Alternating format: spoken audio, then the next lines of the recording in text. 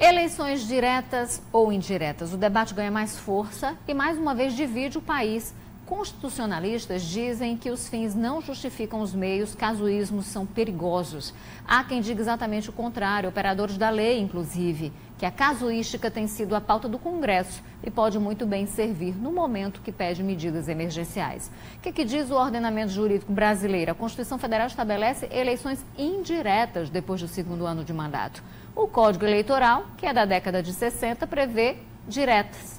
No Supremo Tribunal Federal existem dois processos distintos. A decisão está nas mãos do ministro Luiz Roberto Barroso. É um começo para a definição das regras que vão ser aplicadas. A dúvida se dá muito, em parte, pela ausência de uma norma que defina como pode ser a participação, nesse pleito, quem pode participar do pleito em caso de eleições diretas. Esse Congresso que aí está, teria passe livre para essa disputa? Uma outra discussão, as eleições diretas seriam para um mandato tampão ou para um mandato maior, tendo como pano de fundo toda a discussão que já existe, que gira em torno da unificação dos mandatos. Mas o Supremo vai agir como guardião da Constituição ou vai decidir com base naquilo que acha certo? Como já disse no passado muito recente, a ministra Carmen Lúcia, que é presidente do Supremo, do STF. O Brasil está instável, politicamente instável. Digo isso porque, pelo menos agora, a previsão de alguns analistas é de que essa crise política não afeta as projeções de crescimento econômico. É nisso que Temer se agarra. O líder do governo na Câmara, o paraibano Aguinaldo Ribeiro, do PP, que se encontrou com Temer no fim de semana, disse que o recado passado pelo presidente foi o seguinte: o Legislativo precisa continuar na sua normalidade e votar as reformas, como se houvesse condições climáticas para isso por lá. O PSB de Ricardo Coutinho pulou da base, que começa a ficar insustentável com a ameaça de saída também do PSDB, que enfrenta seu inferno astral. Apenas voam por todo lado no ninho tucano e aqui na Paraíba o deputado Bruno Cunha Lima já adiantou: essa fatura não é minha, se referindo ao escândalo envolvendo Aécio Neves, agora ex-presidente nacional do PSDB. E olha só essa. O partido por aqui já andou, ou melhor, nacionalmente, na pessoa de FHC, Fernando Henrique Cardoso, já andou procurando o PT para tentar um acordão para conter a crise política. Não faria se não estivesse desesperado. O PT pode até tirar algo de bom disso, alguma coisa positiva, mas no balanço geral vou dizer uma coisa: diante dessa crise todos perdemos e essa fatura sim, de tantos acordos e arranjos escusos, quem está pagando somos nós. Cada um de nós. Sobre isso, a gente começa, a partir de agora, um debate muito legal aqui no Primeiro Plano. Hoje eu recebo o advogado Edísio Souto e o professor de Economia Nelson Rosas. Muito boa tarde, professor Nelson. Muito boa tarde, professor Edísio. Sejam bem-vindos agora nesse novo formato. É bom que a gente pode receber duas pessoas e conversar de uma forma muito mais leve sobre vários assuntos. E eu queria começar exatamente, doutor Edísio, sobre o posicionamento da OAB. A OAB que num passado recente se posicionou pelo impeachment de Dilma, agora se posiciona também pelo impeachment de Michel Temer. Como é que o senhor avalia esse posicionamento? Rejane, cumprimentando os seus telespectadores, cumprimentando o professor Nelson, eu só queria fazer um reparozinho na sua fala anterior. Pois não. Todos perdemos, o país perdeu, todos. O público, menos os irmãos Batista. É verdade. Esses ganharam. Esses ganharam aplicaram muito. O chamado crime perfeito. Exatamente. Estão todos gozando as delícias do clima de Nova York, passeando no Central Park. Num apartamento aqui, de mais de 40 milhões de reais. E todos nós aqui vivenciando, debatendo essa crise. Agora, com relação à postura da ordem, a ordem tem uma tradição de ações desse tipo. O primeiro caso de impeachment que tivemos do ex-presidente Fernando Collor foi uma iniciativa da OAB e da Associação Brasileira de Imprensa, que culminou com o acatamento do processo e o afastamento do presidente. Com relação à presidente Dilma, também a OAB decidiu pelo impeachment. Sim. Mas entrou tarde, já com várias e várias ações já propostas, e a que prosseguiu não foi a dela, foi a do doutor Hélio Bicudo, da doutora Janaína Pascoal, e não foi a da UAB que prosseguiu. Agora, dentro da sua, de fiscal da lei também, dentro de observador da legalidade, entendeu a ordem pelo seu Conselho Federal de ajuizar essa demanda. Eu particularmente, Edísio, acho que é prematuro. Por quê? Revi os vários áudios da delação, principalmente aquelas envolvendo o presidente, e com todas as vendas não vi nenhuma razão imediata para esse ajuizamento.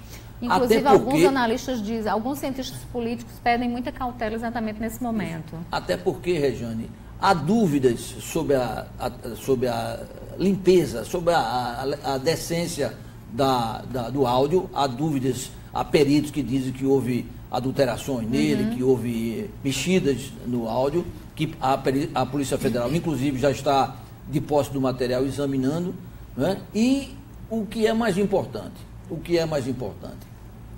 O contexto. Aquela frase, que foi a frase que tida como número 1, que é aquela pinçada, tem que manter isso, viu? Aquela frase ali não estava, em nenhum momento o presidente se referia a bancar mensalidade, mensalão ao doutor Eduardo Cunha. Eu vou lhe cutucar já com relação a isso. Agora eu quero ouvir o professor Nelson. Né? Eu estava vendo hoje, inclusive, em um artigo no Valor Econômico, os analistas dizendo o seguinte: olha, essa crise política ela ainda não afeta as projeções econômicas.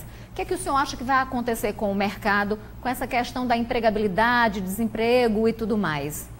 Não é que vai acontecer, já está acontecendo. Se você pegar os jornais hoje, já de ontem a bolsa, o dólar, há o pânico, estão todos desesperados. Eu diria, não são os empresários industriais, os empresários da produção, são os empresários do capital financeiro, esses que vivem da especulação. A especulação é mais louca, não é? Aliás, a especulação é muito aproveitada por todo tipo de gente, principalmente os mais bandalhas, que foi o caso citado aqui pelo doutor Edísio, dos irmãozinhos que ganharam um bocado de dinheiro antes de fazer a sua delação, jogando com o dólar e jogando com as ações da sua própria empresa. Inclusive, portanto, tudo isso também está sendo investigado. Esse mercado de especulação que a gente vê na Bolsa de Valores é um mercado louco.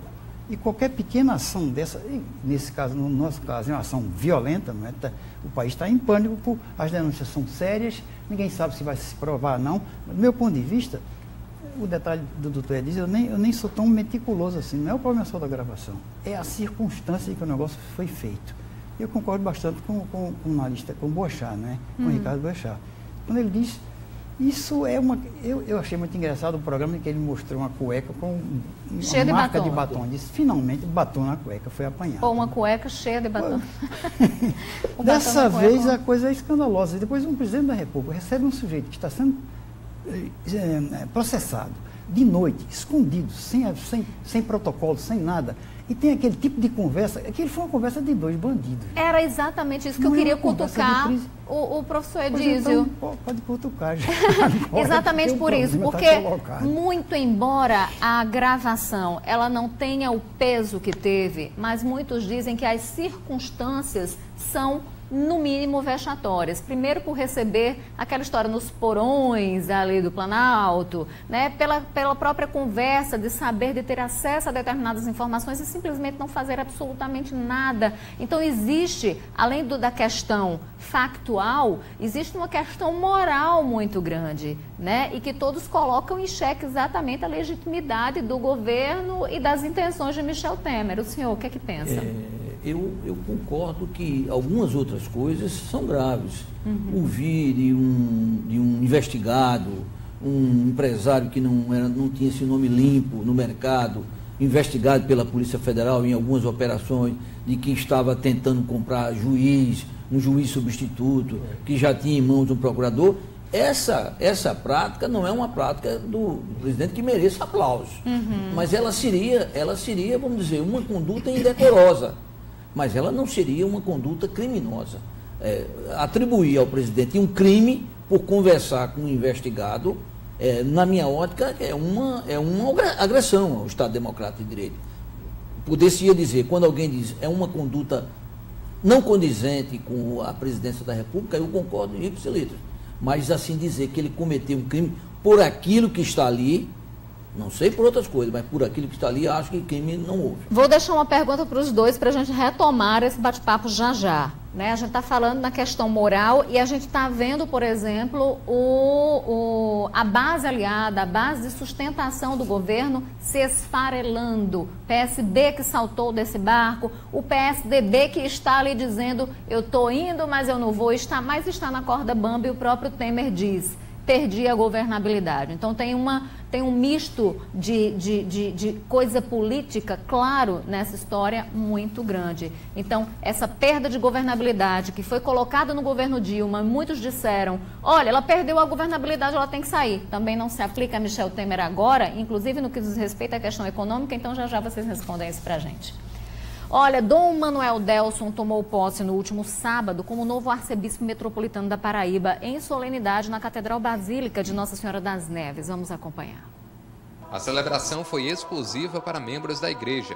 Participaram 30 bispos e arcebispos de estados circunvizinhos e 100 padres da Arquidiocese Paraibana. Dom Manuel Delson foi nomeado como 7º arcebispo metropolitano da Paraíba. Dos 6 arcebispos que antecederam, apenas 2 estão vivos.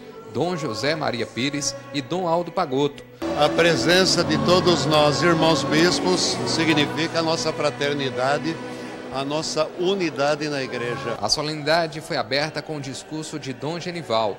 Um dos momentos marcantes da celebração foi a apresentação das letras apostólicas, depois a entrega do báculo pastoral a Dom Delson, feita pelo arcebispo de Olinda e Recife, Dom Fernando Saborito. O báculo representa sua função de pastor da igreja na região metropolitana de João Pessoa. Como Francisco perguntava ao Cristo o que devia fazer, eu também pergunto, e a resposta que recebi do Senhor, a inspiração, foi: ide aos meus irmãos. Então é assim que eu venho, essa é a minha intenção, meu propósito de conviver, trabalhar, servir para semear esperança. Essa é a minha intenção, a minha proposta de viver esse meu carisma da fraternidade e ajudar a Arquidiocese a trilhar os caminhos do Evangelho. Dom Delson foi ordenado sacerdote em 1980 na Arquidiocese de Feira de Santana, onde também recebeu sua ordenação episcopal em 2006 para assumir a Diocese de Caicó, no Rio Grande do Norte. Em 2011, foi eleito vice-presidente do Regional Nordeste 2, sendo reeleito em 2014 para exercer o mandato até 2018. Por último, em 2012, foi nomeado bispo de Campina Grande.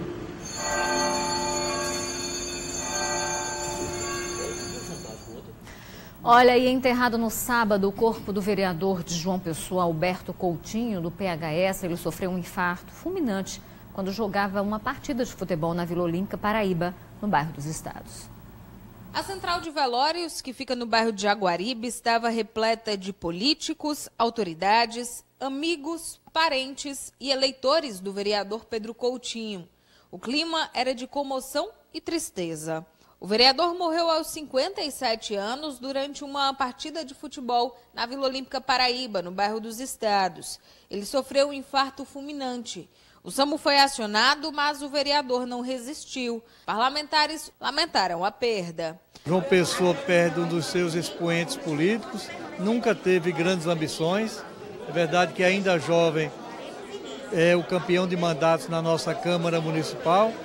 Fui surpreendido, estava no interior do estado, estive com Pedro há cerca de 30 dias, quando ele visitava a Assembleia. Deixará uma lacuna impreenchível. Eu tinha uma admiração especial por Pedrinho, eu chamo de Pedrinho, porque ele era um homem decente, correto, cumpridor de compromissos. Nunca foi lá na prefeitura, pelo menos no meu tempo, fazer nenhum pedido fora de lógica, sempre tratava dos assuntos dentro do maior interesse público. Um grande amigo, um decano, um conselheiro, tanto para os novatos como para os que têm também experiência, mais de 3 mandatos. Ao todo foram 7 mandatos na Câmara de Vereadores da capital. Pedro lutava pelas causas do bairro do Roger, onde cresceu. Foi inclusive o autor do projeto que retirou o lixão do bairro e garantiu a isenção do IPTU aos viúvos e viúvas que recebem até 2 salários mínimos. O corpo foi enterrado no fim da tarde de sábado no cemitério Boa Sentença. A Câmara vai estar exatamente fechada em respeito a Pedro. Na terça-feira nós vamos abrir a sessão da Câmara, mas vamos encerrá-la. E na quinta-feira a Câmara no seu bairro, exatamente no dia da missa dele, nós vamos estar em Mangabeira prestando uma grande homenagem a Pedro. Olha, com a morte do vereador Pedro Coutinho, quem toma posse na cadeira na Câmara é o professor Gabriel, do PSD, o partido do Luciano Cartacho. Isso deve acontecer na próxima sexta-feira. Quem traz as informações mais detalhadas para a gente ao vivo é o repórter Daniel Lustosa. Oi, Dani, boa tarde para você. Isso, Rejane. Boa tarde a você, boa tarde a todos que estão assistindo ao Primeiro Plano. Essa data de sexta-feira foi decidida entre o professor Gabriel e também a mesa diretora da Câmara. Eles levaram em consideração que a posse só deveria acontecer após a missa de 7º dia da morte do vereador Pedro Alberto Coutinho. Então acontecerá na próxima sexta-feira pela manhã, lembrando que o professor Gabriel já foi vereador de João Pessoa entre 2013 e 2006, mas não conseguiu se reeleger, mesmo obtendo 4.253 votos nas últimas eleições. O professor Gabriel, que inclusive é superintendente adjunto do Instituto de Previdência do município e também é do partido PSD, o mesmo do prefeito Luciano Cartacho. Então ele deve manter aí a bancada de sustentação de Luciano Cartacho na Câmara Municipal de João Pessoa. Rejane. Obrigada pelas informações, Dani. Bom trabalho para você. Pessoal, vou para o intervalo, é rapidinho, não sai daí não. Já já a gente volta com um bate-papo com o professor Edísio e o professor Nelson Rosas. Até já.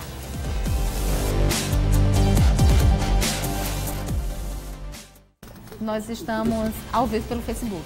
Dignidade, não sei o quê. Sim. Agora. Assim, uma coisa nítida é uma campanha, porque noticiar uma coisa é algo, mas fazer a campanha sistemática Exatamente. Claro, existem interesses, sempre existem. Pessoal das redes sociais, muito boa tarde. O pessoal do Facebook aí, eu não estou conseguindo, meu celular continua me boicotando. Não consigo entrar aqui e interagir com vocês, mas quero dizer que é um prazer estar aqui e um prazer receber hoje, né, doutor Edísio, professor Nelson Rosas, a gente debatendo essa situação aí desse país que ainda tem inspirado muitas dúvidas e receios em tanta gente, né? Tá muito complicado. Ninguém sabe a quem me serve, né? E quem não me serve mais. Ninguém o Brasil saindo dessa crise, com certeza sairá mais forte. Porque aguentar duas pancadas, como aguentamos a crise com a presidente Dilma, e essa crise agora, porque realmente nós somos um povo forte. Nós vamos sair maior. Eu tenho visto assim, várias pessoas dizer, isso é um chavão, né? O país é um país muito grande e forte. Cada melhoria feita nas unidades. Bicho enverga, mas não quebra. A economia tem uma força própria, ela tem a sua própria dinâmica e ela vai continuar para frente, com maiores ou menores crises. Somos apaixonados. Nós vamos sair dessa com absoluta certeza. Agora qual vai ser o preço e quem vai pagar o maior preço? Para aquelas apaixonadas. E normalmente somos nós, povo brasileiro. Normalmente quem somos paga o povo, aí não tem nenhuma dúvida. É a fatura, né? Eu tenho uma certeza, os irmãos batistas não pagarão esse preço. Mas, minha gente, que perdão foi esse, doutor Edísio? O senhor que entende de lei, da norma jurídica. Na minha ótica, tem uma ressalva muito grande hoje a esse acordo feito pelo Ministério Público Federal.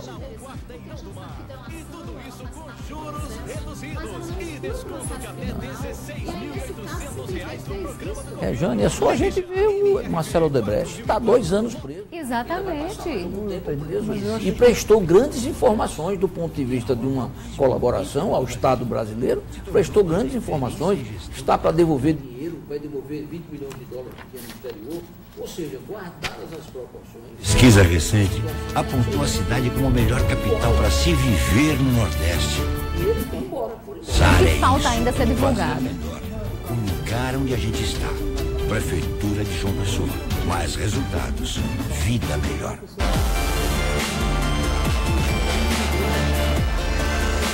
Estamos voltando.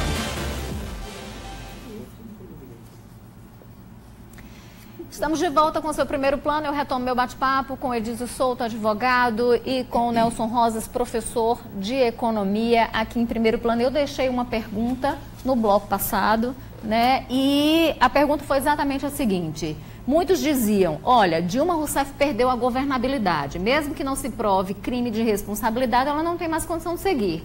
A mesma coisa agora, o próprio Temer já disse, perdi a governabilidade. E aí, ele tem condição de continuar onde está? Nesse regime que vivemos, Rejane, sem governabilidade é praticamente inviável até para o país, quer dizer, não é para o gestor, não é para o presidente, é para o país. A dependência do executivo, do legislativo é muito grande. O presidente Temer, ele tinha baixíssimos índices de popularidade, mas todos os comentaristas diziam que o único patrimônio que ele tinha era a boa relação com o capital político, era o capital político. Se esse capital desaparecer, realmente não vai restar a ele outro caminho, senão a renúncia, que ele já disse que não vai fazê-lo, mas tem aí a ação contra a chapa Dilma Temer, que está aí para ser iniciada no dia 6 de junho, que seria a agenda, a saída institucional. Dizem, professor Nelson, que seria a melhor saída, seria institucional, seria essa, e esses diversos pedidos de impeachment que estão para ir para ser apreciados. 7 já, né? Ô, professor Nelson, me diga uma coisa, Aguinaldo Ribeiro, que é o líder do governo na Câmara, se encontrou com Temer e Temer disse: o importante é que o Legislativo continue trabalhando, o importante é que toquem as reformas, né? Que toque esse projeto econômico. O senhor acredita que as condições climáticas são favoráveis para que esse debate ele continue? Climáticas e monetárias. Quer dizer, para que o processo continuasse, tem um balcão, isso é a verdade, um balcão de compra de votos instalado no Palácio do Planalto. Então, cada deputado daquele que votava, ele estava recebendo a liberação de uma verba, ou dinheiro mesmo em espécie, ou nomeação de cargo. Se você tira a banca de compra de votos, eu não sei como é que esses deputados vão se comportar, não é? Pelo outro lado, a gente tem, cada um deles vai votar para seus estados e vai dar a cara para o povo. Mas o senhor acha que avança? É por isso que eu acho que não avança, porque não tem condições. À medida que aumentar a pressão sobre cada deputado, sobre cada senador, dos seus eleitorados, porque essas duas reformas são reformas extremamente antipopulares. Eu não estou dizendo que não se devia fazer reforma, que seja da legislação trabalhista, que seja da Previdência. Acho que sim, mas não da maneira como foi feita. A reforma que está aí é a reforma da classe empresarial, não é dos trabalhadores. Muitos dizem que é exatamente unilateral. Há um ódio de todo mundo, da população, contra isso. Por mais que tentem dizer que é necessário, mas não essa. Isso está andando na base do dinheiro. Ou seja, o fato. É a conjugação. É o toma lá, dá cá. O toma lá, dá cá. É a conjugação do Congresso mais imoral, mais corrupto que o país já teve, com um presidente que serve às classes empresariais. Juntou-se as duas coisas. Eu tenho dinheiro, você é um Congresso corrupto, eu vou comprar cada voto. É por isso a pressa de votar. É preciso votar rápido, antes que essa conjunção política mude. A gente tem um minutinho para encerrar na TV, mas eu queria saber o seguinte: como é que o senhor acha que deve se portar, por exemplo, os senhores acham que deve se portar o Supremo no julgamento dessas ações que estão lá? Eleições direta, indireta, qual seria a saída? Eleição para um mandato tampão e em 2020, em 18 novas eleições? Eu rendo minhas homenagens ao Supremo, mas o Supremo está usurpando a competência do Poder Legislativo. Quem tem que dizer isso é o Parlamento. E a Constituição, a quem o Supremo deve obediência, diz que nesse caso, embora não seja o popular, não seja o que o povo quer, aí não há divergência quanto a isso, mas a Constituição diz que a eleição, em caso de vacância no segundo biênio do mandato, a eleição terá que ser indireta. Agora, aí você discute, tem moral o parlamento hoje com todas essas acusações? Será que vale esse casuísmo, já que o Congresso tem vivido de casuísmo? Mas eu acho que tudo isso, Regiane, quem tem que dizer é o parlamento. A quem compete legislar, fazer as leis, é o parlamento brasileiro. A gente na TV está acabando, mas a gente vai continuar esse bate-papo nas redes sociais. Você que está aí acompanhando a gente na nossa página TV Manaíra Oficial, fica com a gente. Eu quero agradecer a participação, inclusive, de você, telespectador, que está elogiando esse novo formato. A gente agradece. Muito obrigada. Beijo grande, a gente volta a se encontrar amanhã. E não deixa de vir para a página do Facebook, não vem, e continua acompanhando esse debate.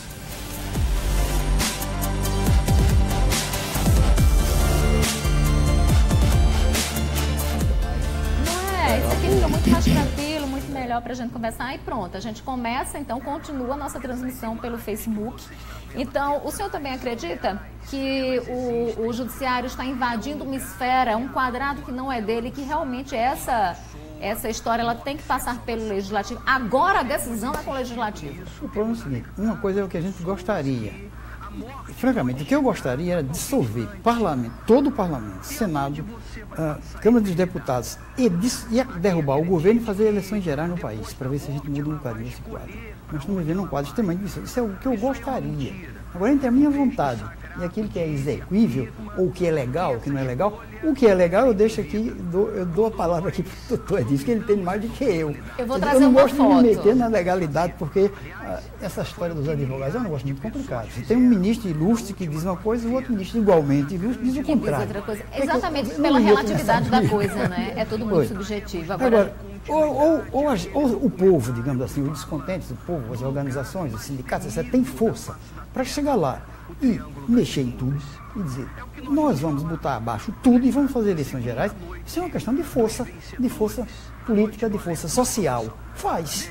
Agora, se não tem força, que aplique essa Constituição. Isso é a forma de que nos garante, pelo menos, que não vai aparecer aí um monte de cara fardado para sentar em cima do banco e a gente vai viver uma situação trágica daquela. Será que a gente teria possibilidade de uma intervenção militar? Eu acho difícil hoje, exatamente pela questão da informação que ela circula, mas...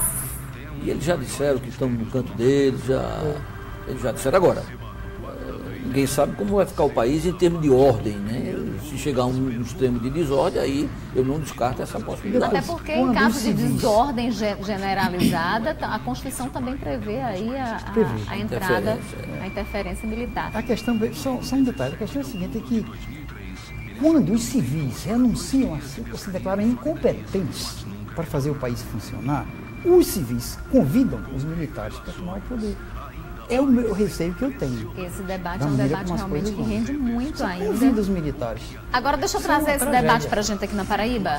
Wellington, a gente tem como mostrar aqui a foto? Foto, vamos lá. Agora a gente vai trazer o debate político, tá? Essa foto, o senador Cássio Cunha Lima do PSDB, o PSDB que está vivendo seu inferno astral, junto com o Temer, do PMDB, que vive também seu inferno astral. Esse foi um selfie tirado durante a visita de Temer, exatamente, as obras de transposição do Rio São Francisco. Isso deve impactar na imagem de Cássio futuramente, numa questão de uma eleição, seja no governo estadual, seja para o Senado, enfim, politicamente, o que vocês acham que essa foto pode causar? Ou não causa absolutamente nada? Você me deu desconto porque eu já advogo para o doutor Cássio.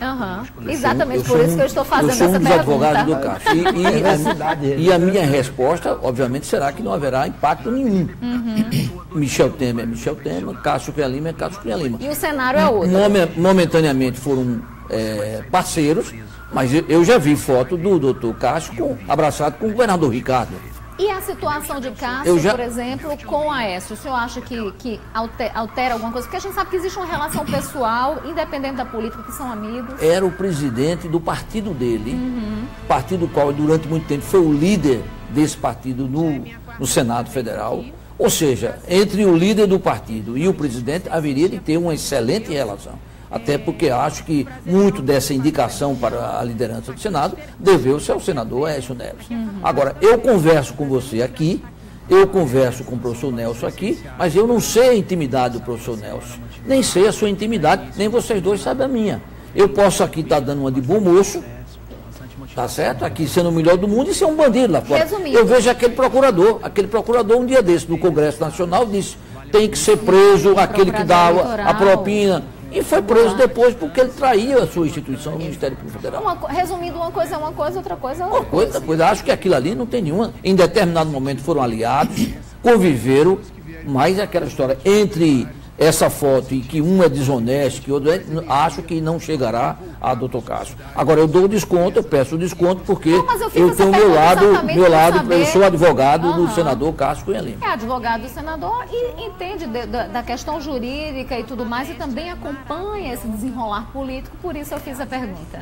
Em 2010, doutor Nelson, eu vi muito o senador Cássio dizer que a Paraíba deveria escolher Ricardo Coutinho, que era o melhor homem que tinha para a Paraíba.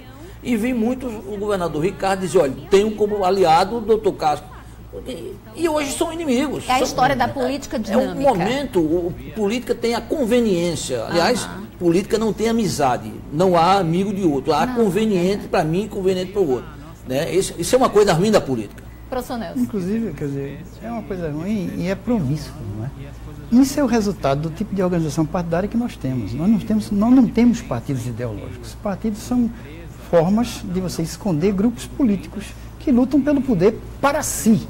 Eu não acredito dos grandes partidos, não diria os pequenininhos, tem uns pequenininhos aí que são ideológicos, mas os grandes partidos, nenhum deles vale absolutamente nada, eles não têm ideologia nenhuma. Um é o grupo do seu fulano e tal, o outro é o grupo do seu ciclano, e eles querem o poder para eles, para poder empregar os seus filhos, seus parentes, seus amigos, e se locupletarem com o poder. É exatamente essa a minha opinião sobre os partidos no caso do Brasil. Isso, de alguma maneira, é geral. No mundo também há, mas no resto do mundo há alguma dignidade, né? Nós aqui somos efetivamente sem nenhuma vergonha. E eu queria terminar esse nosso bate-papo com uma frase que eu pensei e também achei muito legal de uma escritora que particularmente gosto demais, admiro e leio com muita frequência. Coloca aí pra gente, por favor. Ela diz, olha, a gente precisa continuar acreditando que vale a pena ser honesto, que vale a pena estudar, que vale a pena trabalhar, que é preciso construir a vida, o futuro, o caráter, a família, as amizades e os amores. Lia Luft. Enfim, a gente precisa continuar acreditando e lutando por um país melhor, não é isso? Estou de acordo. Eu digo, eu sou professor, assim como o professor Nelson, e digo sempre a meus alunos, quando há uma operação dessa da Polícia Federal, que prende pessoas, eu passo os meus primeiros 20 minutos de aula falando, olha, vale a pena?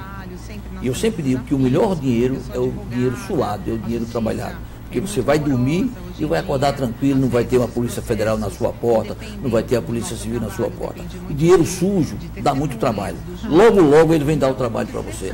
Acho que a decência, acho que a dignidade é o maior patrimônio que o jornalista tem, que o economista tem, que o advogado tem, é o nome dele. Na hora que seu nome cair em desgraça, né?